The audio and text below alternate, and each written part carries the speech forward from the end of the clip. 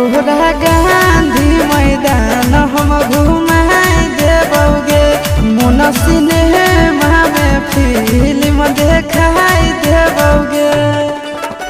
कौमी पूरा करी है आशीष यार वाला ना रे छोड़ा, कौमी पूरा करी है आशीष यार वाला ना।